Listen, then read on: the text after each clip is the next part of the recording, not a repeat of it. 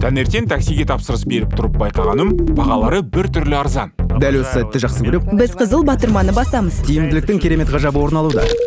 Не деген баға мынау таксиде? Жай ғана рулетка. Бағаны әдейі өсіріп тастайды.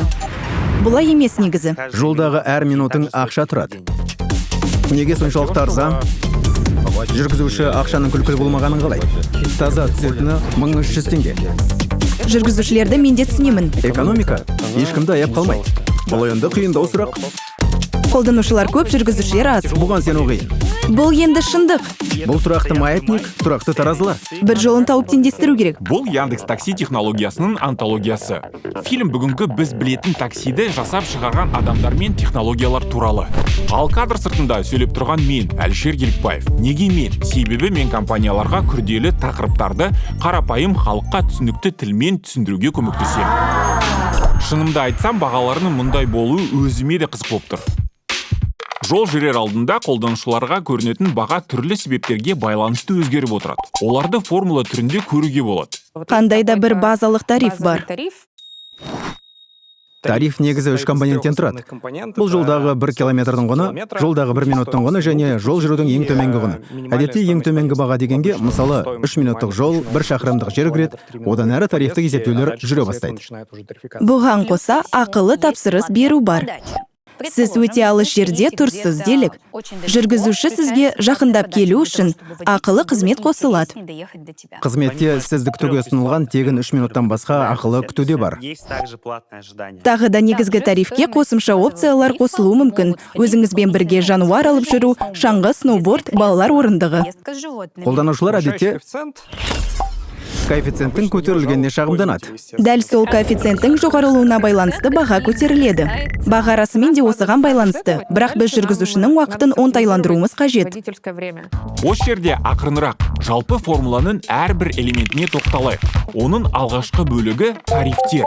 Эконом, комфорт, тіпті бизнес болсын, кез келген тарифте жолаушы жолдағы минуттары мен шақырымына төлейді. Бұл не деген сөз? Оларды қалай есептейді? 1 километрдің құны жүргізушінің көлікке жұмсайтын барлық шығындарын жабады. Жүргізуші көлікті сатып алып, оның дөңгелектерін ауыстырады, жуып шайып тазалайды, жанармай құю тағы бар. Біз осылай жүргізушінің барлық шығындарын жабатындай етіп, 1 шақырым жердің құнын есептеп шығаруға тырыстық. Неліктен 1 шақырым жол жүру, мысалы Қарағандыда эконом тарифінде 30 немесе 70 теңге емес 50 теңге тұрады. Өйткені бұл экономика, бәрін есептеп шығаруға болады. Мұндағы 1 шақырымның ақшасы қайда кетеді? Шамамен, бензинге 20 теңге, амортизацияға 13 теңге, техникалық қызмет көрсетуге 14 теңге және жуу, салық, сақтандыру сияқты басқа да шығындар. Барлығын қосқанда сол 50 теңге шығады. Ненің қанша тұратынын нақты біле отырып, Яндекс алгоритмдері әр тарифте жол километрінің бағасын әрбір автокөлік үшін есептейді. Бұл ақша автокөлікке қызметті көрсету шығындарын жабады. Сондықтан шығын материалдары мен жанармай бағасы көтерілген сайын баға да өседі. Егер автокөлік шығыны 1 шақырымға төленетін бағамен жабылса, жүргізушінің кірісі жол жүру минуттарынан қалыптасады. Осыдан 20 немесе 15 жыл бұрын таксиде минуттар есептелмейтін, тек километрлер ғана есепке алынатын. Өйткені бұрында темір таксометр көліктің қанша уақыт жүргенін ғана санай алатын. Бірақ бұл мүлдем тиімді емес, өйткені жүргізуші бар уақытын жолда өткізеді. Күнделікті жұмыс күндері ешқандай кептеліссіз жүретін уақытта және таңғы және кешкі уақыттағы қарбалас кезіндегі сапарлар бар. Ал осындайда жүргізуші көп уақытын кептелісте тұрып өткізеді. Сондықтан жолға кеткен қосымша уақытының шығындарын өтеу үшін қарбалас уақытта жол ақысын көлік кептелісіне байланысты шығарған дұрыс. Бұған қоса жүргізушінің табысы әр аймақта әртүрлі. Мұнда таңғалатын ештеңе жоқ, өйткені такси бағасы экономиканың көрінісі. Көбінде шығын бар жерде табыс та бар деген сөз. Мысалы, Алматыда жол жүру құны Таразға қарағанда қымбатырақ болады. Сәйкесінше, Алматыда өмір сүру құны Таразға қарағанда жоғары. Егер Алматыдағы тариф Тараздағыдай болса, онда жүргізушілер жолға шықпас еді. Жолдың құны өзін ақтайтын болса, сервиске жүргізушілерді тарту жеңіл болады. Жолдағы минуттар мен километрден басқа тарифте минималды баға бар. Ол жүргізушінің көлікпен сізге дейін жетудегі шығыны.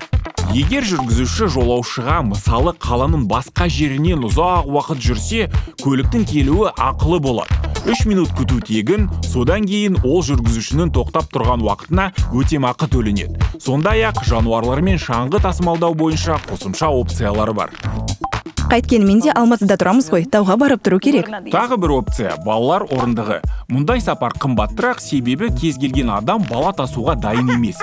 Балалар орындығы бар көліктің шығыны көптеу және жүргізушілер арнайы дайындықтан өтуі тиіс. Осыдан кейін жолаушылардың ойынша жол бағасы қымбаттау, ал жүргізушілер болса тарифтің өсе бергенін қалайды. Алматы қаласы бойынша комфорт плюс тарифтері төмен бағаланған. Сонда небәрі 1200-1300 теңгеден айналады. На Яндекста комфорт плюс деген тарифтарда коэффициент өте төмен, ақшасы өзін ақтамайды. Бағаны көтеру қиын сияқты. Өйткені бағаны көтергенде бәрі бірден жақсарады. Серпімділік заңдылығын еске түсірейік. Жолаушының нарықтағы бағаның өзгеруіне реакциясын экономикада сұраныс икемділігі дейді. Оны формулаға қосайық. Өйткені ондай бағамен жолаушылардың таксиге отырмауын дәл осы икемділік анықтайды. Ол тарифтерді бірден көтеріп жіберсе не болатынын көрсетеді. Мысалы, 2 есе және одан да көп болуы мүмкін. Адамдар таксимен жүруді тоқтатады, яғни олар бір мезетте жол жүруден бас тартып, көліктің балама түріне ауысады. Сөйтіп әрі-бері жүрістер азаяды. Таксиге тапсырыстар қабылдау уақыты ұзарып, тығыздығы төмендейді. Бұған қоса бүгінде сол табысқа ие болып отырған адамдардың тең жартысы басқа жұмыс іздеуге мәжбүр болады. Осылайша нарық жаймен құлдырауы мүмкін. Біз жүргізуші табысының жоғары болуына мүдделіміз. Өйткені біздің табысымыз жүргізушінің табысына байланысты. Біз таза комиссиядан пайда тауып отырмыз. Яғни жүргізушінің табысы жоғары болған сайын, Яндекстің де табысы жоғары деген сөз. Бірақ сапар құнын қаншалықты өсірсек, дәл соншалықты сұраныс та төмендей түседі. Біз нарықта сол тепе-теңдікті сақтауға тырысуымыз керек. Бұндай сұраныстарда таксиге тапсырыс беруші дәл сол жолаушылар болса, ал ұсыныс көрсетудегі жүргізушілер біздің орталық арқылы қызметін көрсетер еді. Таксидің бағасы неғұрлым қымбат болса, жүретін адамдар саны да соғұрлым аз болады. Неғұрлым арзан болса, адам соғұрлым көп болады. Бұл экономиканың негізгі заңы. Ал бағаны 1%-ға көтерсе, ештеңе өзгермейтін сияқты. Жеке адам үшін бұның қалай жұмыс істейтіні түсініксіз болуы мүмкін. Ауқымды жүйе мен үлкен сандар әлемінде бұл жүйе айтарлықтай жұмыс жасайды. Экономика ешкімді аяп қалмайды. Ал егер жолдың бағасы басқаша құрылатын болса ше? Мұндай болжам Яндекс.Го командасында пайда болған. Кезінде олар өз еркімен бизнес тарифінде бағаны эксперимент ретінде көтеріп көрген. Одан не шыққанын көрейік. Біз бұл бизнес тарифіне қарап, бұл тариф сұраныс бойынша емес, ұсыныс бойынша бағалансын деген икемсіз әдісті қолданып, бағаларды өзгерген болатынбыз. Тарифтің көрсеткішіне кіріп көрсек, бұған дейін тапсырыстар да, жүргізушілер де тұрақты болып, үнемі өсім болып тұрған. Тарифтің бағасын өсірген сәттен бастап, оның құлдырауын байқадық. Елдер бұл тарифтің бағасын көріп, жайлы плюс қызметіне тапсырыс беруді жөн көре бастады. Бұрынғыдай сұраныс жоқ, жолаушылар азайған. Жүргізушілердің саны артқан. Оларға бизнес тарифі бойынша сағатына 3 емес, тек бір ғана тапсырыс келіп отырған. Бұны көрген біздің көзіміз шарасынан шығып, сынақтың сынғанын түсіндік. Қайтадан бәрін бұрынғы қалпына келтірген сәттен бастап, жұмыс сырғи бастады. Бұны тағы не дейміз? Сұраныстың икемділігі. Тарифтермен түсінікті. Формуланың келесі бөлігі коэффициент өсімі. Дәл осыған байланысты жол жүру бағасы кейде қымбатқа шығады. Бірақ бұл тек белгілі бір уақытта ғана, мысалы кептеліс кезінде немесе қолайсыз ауа райында. Жаңбыр жауғанда қызыл түймені басамыз. Жоқ, жай әзіл. Шындығында жаңбыр жауғанда не болады? Жаңбыр жауып, сұраныс артып, барлығы таксиге тапсырыс бере бастайды. Бұған қоса, бос тұрған көліктің табыла кетуі өте қиын және ол сіз тұрған аймақта бірден өзгеріп кетпейді.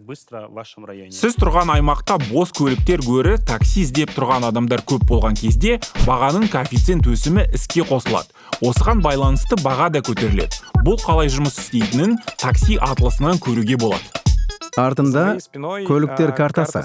Бұл Астана картасы, және мұнда қазіргі уақыттағы шынайы көліктер көрсетілген. Қызыл нүктелер бұл бос тұрған машиналар, ал жасыл нүктелер тапсырысты күтіп тұрған бос көліктер. Егер осы суретке назар аударсақ, жасыл нүктелерге қарағанда қызыл нүктелер көбірек. Бұл Астананың әдеттегі күннің қалыпты уақыты.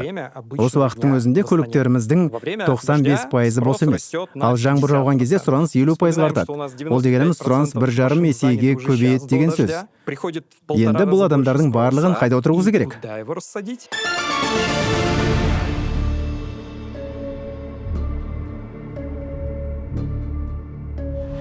Ешқайда. Сондықтан жүргізушілердің санын арттыруымыз керек болады. Осыған байланысты коэффициент өседі. Коэффициенттің өскені сұранысты азайтуға да көмектеседі. Яғни ауа райының қолайсыз кезінде немесе қарбалас уақыттарда жолаушыларды таксидің шектеулі қызметтеріне мұқият қарауға ынталандырады. Басқаша айтқанда, коэффициент өсімі біріншіден жүргізушілерді тарту үшін керек. Өйткені олардың табысы сұраныс жоғары болғанда артады. Екіншіден, сұранысты азайту үшін керек. Алгоритмнің арқасында барлық тапсырыстарға 99% жағдайда көлік табылады. Яндекс.Гоуда сурж деп аталатын бағаның коэффициент өсімін, мысалы, Алматыда дүйсенбі кешкі 6-та қоспасақ не болады? Егер өсу коэффициенті болмаса, тапсырыс түймесін бірінші басқан адам көлікке отырып жүріп кетеді. Басқаларына бос автокөліктер қалмай, олар тасымалдаудың басқа түрлерін қолдануға мәжбүр болар еді. Біз тұтынушыларымыз үшін тұрақты болғымыз келеді. Өсім коэффициентінің негізгі мақсаты сенімділік. Тапсырыс беру түймесін басқаннан кейін көлік тауып, діттеген жеріңізге жете алу үшін ағылшын тіліндегі reliability. Бұл неліктен қасиетті сиыр болып кетті. Біз күннің немесе түннің кез келген уақытында қолжетімді болатын қызметті түрін жасағымыз келеді. Егер сіз жүргізуші шақырсаңыз, бұл жүргізуші сізге жай келіп қана қоймай, уақытылы әрі тез келгенін қалаймыз. Сізге асыққанда 30 минутта келетін көлік қажет емес. Сізге 5, ең көбі 10 минут ішінде жетіп келетін көлік керек. Міне сұраныстың артуы осындай жағдайда алып шығады. Мұндай жағдайда бағаның шектеулі болып, тапсырыс батырмасын басып қойып, әрі қарай не боларын білмей, сізге такси ұсыныла ма, жоқ па деп отырғаннан гөрі әлде қайда жақсырақ. Лотерея көбінесе жолаушылар арасында орын алады. Коэффициент өсімінің арқасында сұраныс пен ұсыныстың өзгеріп тұруына қарамастан, тәуліктің кез келген уақытында тапсырыс батырмасын баса салып, қалаған жеріңізге бара бересіз. Жолаушылар сұраныстың көбейгенін теңге мен найзағай белгісі арқылы біле алады. Қырсыққанда такси қатты қажет кезде қолданбада найзағайлар шығады. Жаңбырлы, қарлы күндері жұмысқа, ұшаққа кешікпеу, концерттен кейін үйге қайту сияқты жағдайлар көптеп кездеседі. Бұлардың көбі аяқ асты болып тұрады, ал кейбірі күн сайын, мысалы кептеліс кезінде қайталанады. Бізде шамамен таңғы сағат 7:50-ден 10:30-11-ге дейін қарбалас уақыты болады. Көпшілігі таңғы уақытта орбитадан қала орталығына, Нұрлытауға, қаланың іскерлік орталығына барады. Дәл осы уақытта, осы аймақтарда таксимен кеткісі келетіндер саны жүргізушілермен салыстырғанда әлде қайда көп. Уақыт 11-ге жақындағанда баға қайтадан түсе бастайды. Және осы кезде арзан бағамен баруға болады. Сондықтан біздің команда жұмысқа 9-да емес, 10:30-да келейік деп келістік. Сағат 10:30-ға таман тапсырыс бергенде, жол жүру құны айтарлықтай арзанға шығады. Алинаның үйінен Алматының орталығында орналасқан Яндекс кеңсесіне дейін жол осындай. Кептеліс біткен. Ал кешке қалай болады екен? 6-дан кейін барлық адамдар қала орталығынан үйіне қайтқанда сұраныс қайтадан көтеріледі. Бірақ динамикалық бағаның арқасында сұраныс пен ұсыныс балансы тең болады. Тағы бір фактор бар. Мысалы маусымдық. Жол жүру құны әдетте жазда қымбаттырақ, ал қыста арзанырақ. Өйткені бұл маусымдық кәсіп. Неліктен? Өйткені жазда көп жүргізушілер егіншілік пен жөндеу жұмыстарына кетіп қалады. Жүргізушілер азаят, бірақ жолаушылар саны сол қалпы. Осыдан барып суш қайта іске қосылады. Ал қыста қалай болады? Маусымдық жұмысқа кеткендер қызметке қайта оралады, жүйе қайтадан теңгерімге түседі.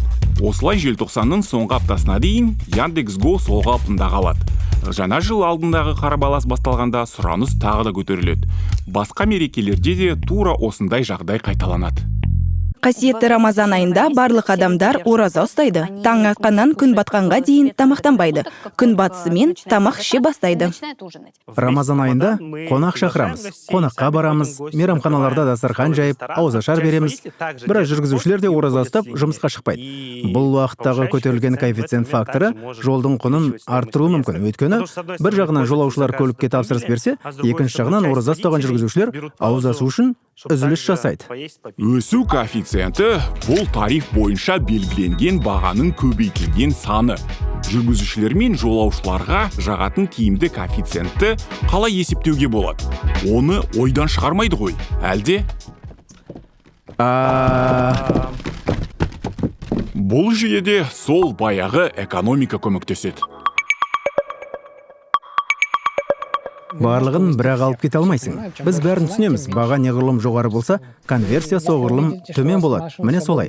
Ал егер бос көліктер аз екенін көрсеңіз, үстіне 10% қосып, бағаны сәл көтеруіңізге болады. Осыдан кейін де көліктер саны аз болып тұрса, тағы 10% қоса аласыз. Осылай өзіңіз қалағандай бос көліктер санын көбейтіп, жеткізілім уақытын 5 минутқа дейін азайтуға болады. Бұл қарапайым сипаттама бізді пид реттеуіш деп атайтын алгоритмге әкеледі. Пид реттегішті таксиде ойлап таппаған. Бұл жалпы қабылданған ғылыми термин.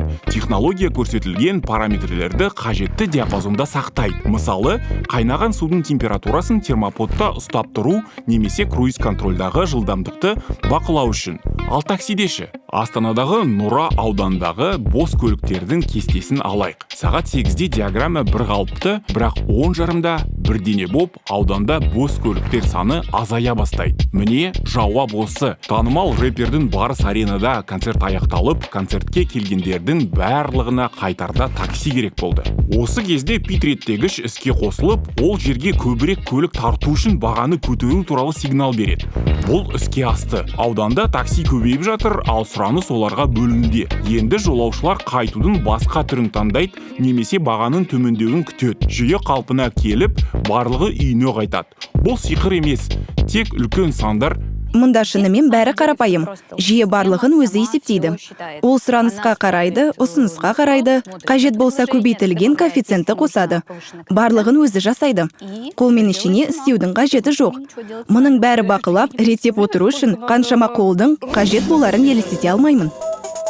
Формулаға оралайық. Онда тек көтеру, өсіру үшін ғана емес, жолаушылар тапсырысқа келісу үшін және жүргізушілер бос отырмас үшін кейде бағаны төмендету керек. Бұл үшін таксиде тиімділік бағыты бар. Ол жүргізушілердің уақытын үнемі тапсырыс келіп отыратындай бөледі, ал жолаушылар ақшасын үнемдей алады. Қолданушылар үшін көптеген шығындарды азайтатын технологиялардың негізгі идеясы жүргізушілердің уақытын үнемдеу. Осы уақытты аздап үнемдей алатын болсақ, осыған байланысты қолданушыларға да бір шама жеңілдіктер жасай алар едік. Мұны істеуге мүмкіндік беретін жобалардың бірі, мысалы, Альтпиндер.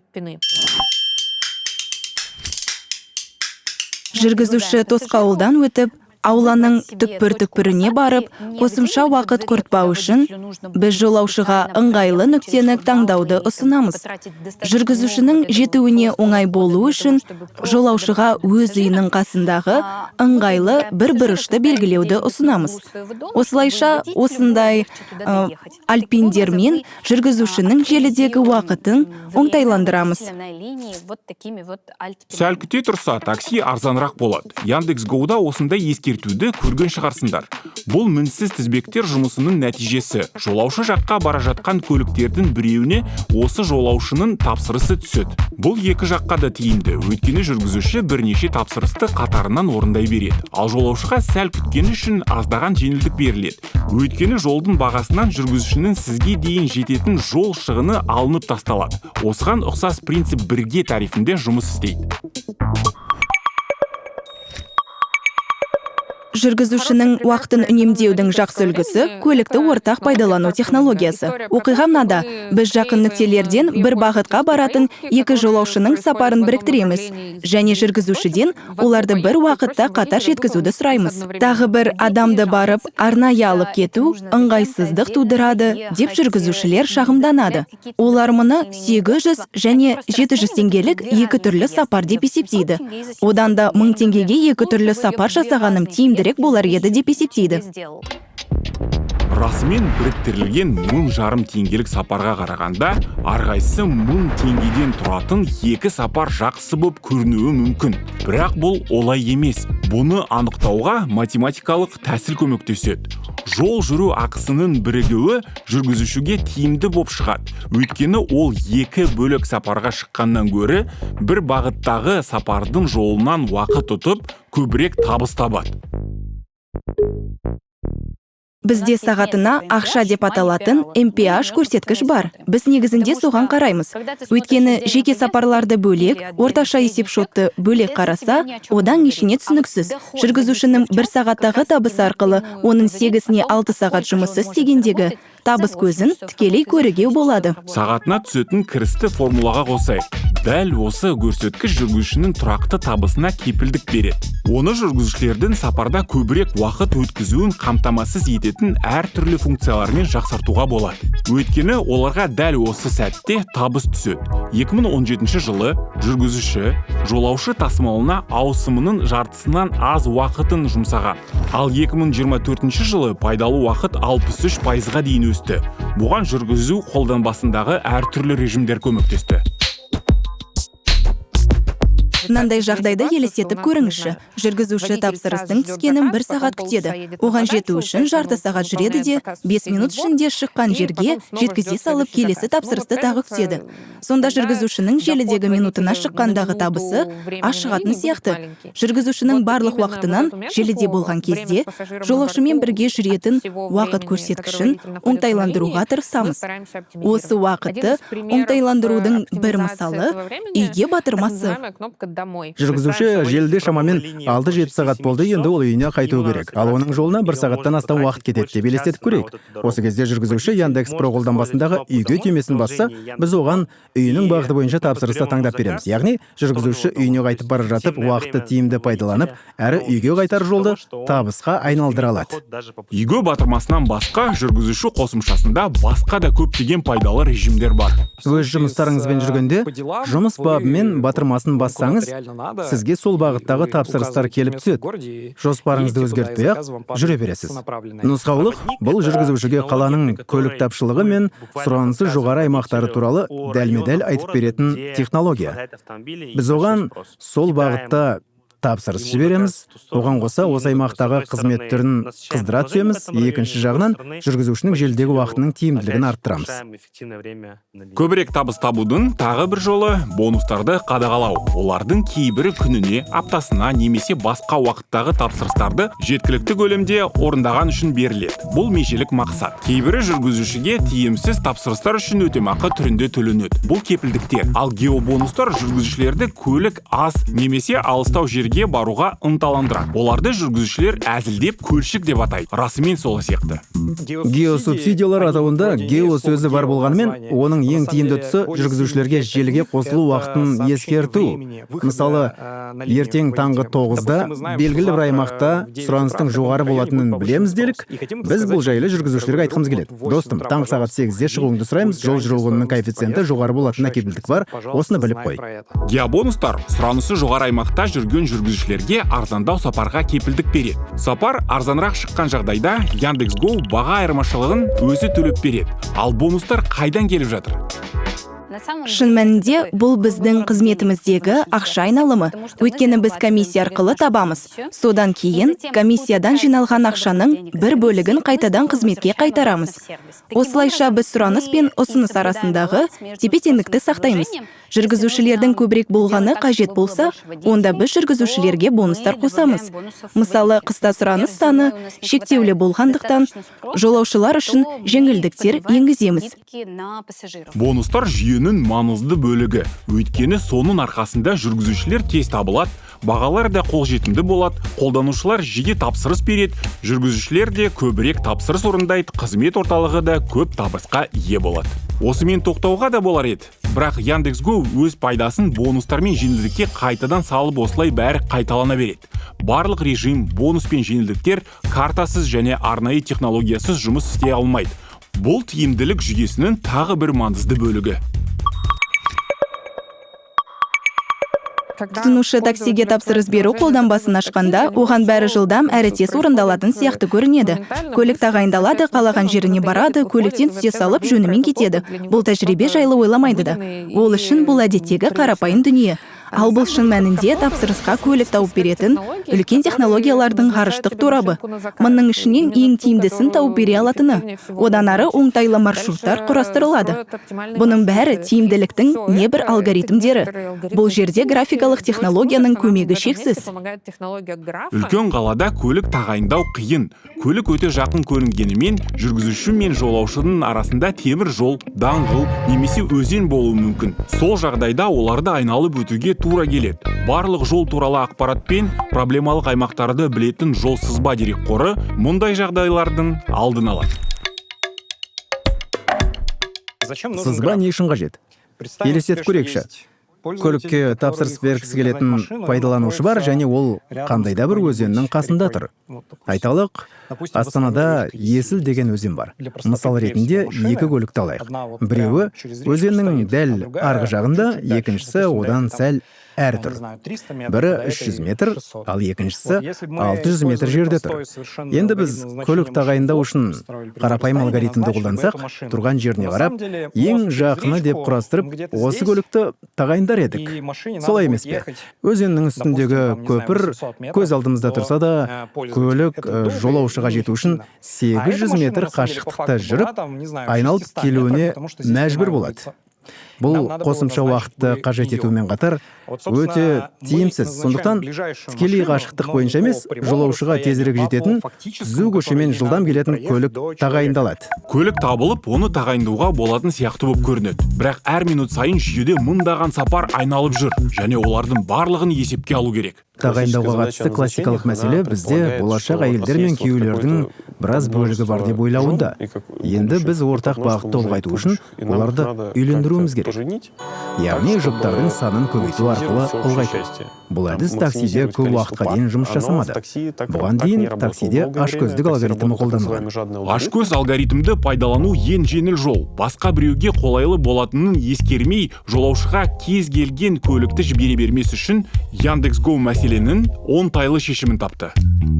Бізде жүргізушілер көп, жолаушы жалғыз сияқты көрінгенімен негізінде олай емес. Бізде жүргізушілер де, жолаушылар да көп. Олардың бәрі уақытынан қалмай жүргісі келеді. Бір жолаушыға қызмет көрсету барысында уақытына 1 минут қосу арқылы, екіншісінің 3 минутын үнемдеп беру қажет болса, онда оны жүзеге асыру керек екені анық. Буферлік диспатч алгоритмі осындай идеядан бастау алған.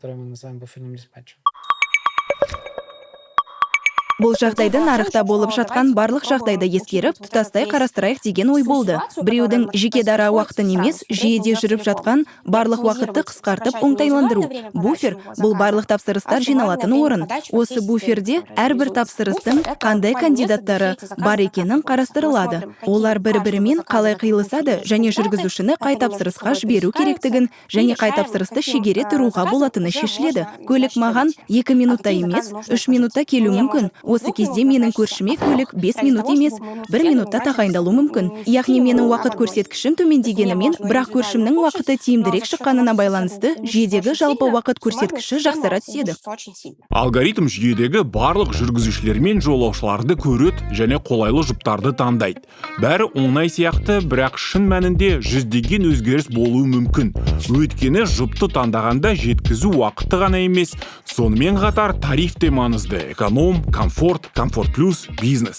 Жолаушының көлікке шықпай қоюы немесе жүргізушінің кейбір аймаққа барудан бас тартуы да ескеріледі. Сондай-ақ жүргізуші мен жолаушының рейтингісі бар, сұраныстың артуы, балаға арналған орындық сияқты қосымша опциялар. Басқаша айтқанда, буферлік диспатч бұл біз көре бермейтін, бірақ жақсы білетін, сезілетін күрделі жүйе. Мысалы, көлікті сәл ұзағырақ күту кезі. Жолаушылар көліктің тез келуіне үйреніп алғаны сонша 1 минуттан аса уақыт көлік табылмаса сапардан бас тартады. Бірақ іздеудің ұзаққа созылуы технологияның арнайы жасалған жанама әсері, яғни алгоритм ең тиімдісін іздейді. Сіз тапсырыс беруді бастыңыз, көлік келе қалды. Ол қашан, қалай, қай уақытта табылғаны маңызды емес. Бірақ біз өнімді адамдар оған тез үйреніп алатындай етіп жасадық. Егер кенеттен іздеуге көп уақыт кетіп жатса, адамдар абдырап, қолданба бұзылып істен шықты деп ойлап, сапардан бас тартып жатады.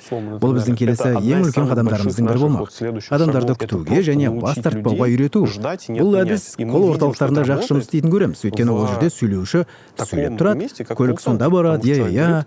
Ал ол жақсы дейді, содан кейін көлік тағайындалғанда оған SMS келеді. Бұл өзара әрекеттесудің мүлдем басқа ағыны болғандықтан адам мұны түсінбей қалады. Мен 30 секунд бойы мәтінді хабарламаған жоқпын, мұны түсінесіз, сонда бұл не? Бірдеңе бұзылған шығар деген ойлар оның миына кіріп те шықпайды. Міне сондықтан ол жерде сапардан бас тартулар аз. Ал онда керісінше көлікті іздеу уақыты ұзағырақ болу ықтималдығы жоғары. Көлікті табуға ұзақ уақыт кетсе, оған қалыпты деп қарайды. Бұл жай ғана. Біз расымен сіздің жайдан жай отырмай тезірек жолға шығуыңызды қалаймыз.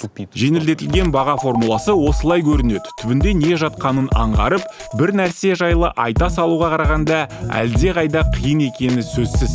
Ұялы телефон жаңа болса, бағасы да жоғары болады. Ғаламторда такси бағасы туралы көптеген болжам жасалып жүр. Бұл аңыз айдары. Әлеуметтік желі мамандарының айтып жүргені рас па? Көрейік. Бірінші аңыз, сұраныс өскен жоқ, барлық ақша Яндекске түседі. Маған бәрібір ешкім сенбеуі мүмкін, бірақ мен камера алдында айтқым келетіні, шектеулер бола тұра қолданушы әрқашан кете алатындай ең төменгі бағаны қалаймын. Достарым маған, тыңда, X3 тым көптеу сияқты, қатты қымбат емес пе дегенде, өзімде уайымдап кетем. Бұл маған ауыр тиеді. Бұның маған қажеті жоқ. Өткен жылы біз өзімізге өте көп сурж қажет еместігін көрсету үшін 2-ден жоғары көтерілген коэффициент түбіртегінен ешқандай комиссия бөлігін алмайтын болдық. Яғни, жол жүрудің базалық құны айталық 1000 теңге болса, ал көтерілген коэффициент негізінде 2000 теңгеге дейін 2 есе артылса, комиссия пропорционалды түрде алынады. 2000 теңгеден жоғары болса, біз одан комиссия алмаймыз. Екінші аңыз, қолданба телефон қуатының аздығы туралы біліп, әдеттегіден жоғары баға көрсетеді. Телефон қуатына сүйене отырып, әртүрлі бағаны қоя алмаймыз. Егер солай болса, оны жүргізушіге қалай түсіндірер едік? Достым, сен қазір жолаушыны арзан бағада жеткізесің, өйткені оның телефоны толық қуатталған деуіміз біртүрлі естілер анық, және ол мүмкін емес. Түзетілген коэффициент батареяға жоқ. Өйткені мен оны әр сапарында шығынға ұшырайтын жүргізушіге түсіндіре алмаймын. Әрі олардың әрқайсының орнын толтыруым керек болады. Үшінші аңыз, Яндекс жүргізушілердің қолы жетпейтін, бонусқа мүмкіндік бермейтін жоғары межені қояды. Бізде белгілі бір қалалардың жүргізушілеріне арналған бонустар бар. Бұл бонустар қалай көрінеді? Мысалы, 20 тапсырысты орындасаңыз, сол үшін үстіне қосымша 10 000 теңге алыңыз. Ал жүргізушілер арасында жол саны 20-ға жақындай салысымен жүргізушілерге ыңғайсыз сапарлар бере бастайды деген аңыз бар. Осыған олар шағымдана бастайды. Яндекс мені алыс жерге, әуежайға, көрші ауылға жібереді. Мен бонус алу үшін соңғы 2 тапсырысымды жасауға уақытым жоқ. Бірақ бұл қате пікір. Біз жүргізушілерді таңдап, оларға дәл осындай тапсырыстарды жіберуді білмейміз. Қаламайсың ба? Онда бұл сапардан бас тарт. Уақытында жету үшін 2 қысқа сапар жасаңыз. Біздің мақсатымыз жүргізушінің берілген сапарларды аяқтай отырып, осы бонустарға ие болу. Төртінші аңыз, жаңа телефон үлгісіне тапсырыс ескісіне қарағанда әлде қайда қымбат ұсынылады. Негізінде баға барлығына бірдей. Яғни бір мезетте бір бағытты таңдап отырсаңыз, онда баға барлық адам үшін бірдей шығады. Бұл сериалдың түсіру тобы өз тәжірибесін де жүргізіп көрді. Баға телефон үлгісіне емес, тапсырыс беру ретіне қарай өзгеретіні мәлім болды. Біріншісінде баға 3100 теңге, ал соңғысында 3130. Шындығында бұл тіпті аңыз емес, жоғары сұраныс алгоритмінің жұмыс істеу принципі. Шағын топ тапсырыс берсе де, сұраныстың өсуіне әсер ете алады. Мұның қалай жұмыс істейтінін білсе, біраз ақша үнемдеуге болады.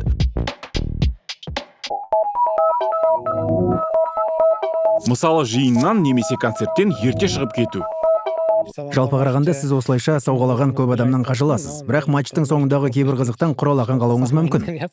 Адамдар жұмыс бабымен нақты бір уақытта шығатын есте сақтаңыз. Негізгі ереже, таңертең бір жерге барғыңыз келсе, дәл 8:40-та барудың қажеті жоқ. Бұл кезде уақыттың шарықтау шегі болып тұрады. Жоғары сұраныс сурж. Өйткені барлығы осы уақытта жұмысқа барғысы келеді. Барлық жолаушыларға ыңғайлы уақыт болып тұрады. Бірге тарифін қолданыңыз. Сіз сапарды бір бағытқа баратын басқа жолаушымен бірге бару арқылы бөлісіп аз төлей аласыз. Бұл бос көліктердің жетіспеушілігін тиімдірек пайдаланып, көбірек тапсырыстарды жүзеге асырып, адамдар қозғалысын жақсартудың ең оңтайлы тәсілі сияқты. Қосымшадағы кеңесті орындаңыз. Ол кейде ұзағырақ күтуді немесе көздеген жеріңізге шамалы жаяу жүріп баруды ұсынады. Біз тіпті кейде қолданушыға тікелей Яндекс.Гоуде отырып-ақ бағаны тағы қалай төмендетуге болатынын ұсына аламыз. Егер сіз 14 минут күтсеңіз, онда осы 14 минут ішінде жүргізуші алдыңғы жолаушыны барынша сізге жақынырақ жерге келеді. Нәтижесінде сіздің жолға кететін шығындарыңыз азаяды, ал жүргізушіге тек сізге арнайы барудың қажеті жоқ болады, және бұл қосымша бос жүріс болмайды. Біз барлығына бірдей қолайлы жағдай жасауға тырысамыз.